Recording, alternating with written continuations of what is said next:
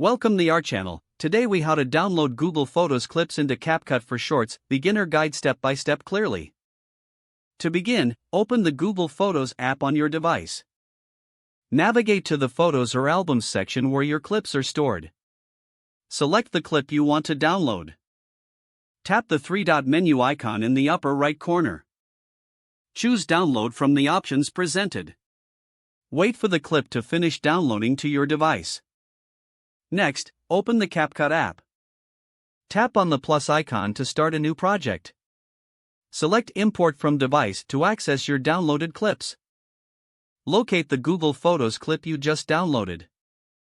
Tap on the clip to add it to your project. Once the clip is imported, you can edit it as desired.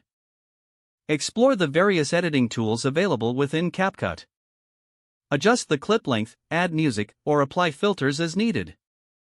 When you're satisfied with your editing, tap Export to save your video. Choose your preferred resolution and frame rate for exporting. After the export is complete, your video will be saved to your device. You can now share your edited clip on platforms like YouTube Shorts. If the page does not load, refresh the browser or try again in a private or incognito window.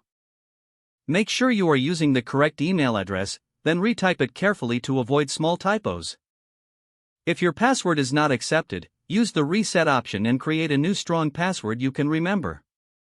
Check your spam folder for verification or security emails, then complete any requested confirmation steps. Enable two-factor authentication if available to improve account security and reduce unauthorized access risk. After signing in, review your profile details so your contact information and settings are accurate and current. If you see an error message, note it down and try again after restarting your device and internet connection. Log out when you finish, especially on shared devices, to keep your account and payment information secure. If the page does not load, refresh the browser or try again in a private or incognito window.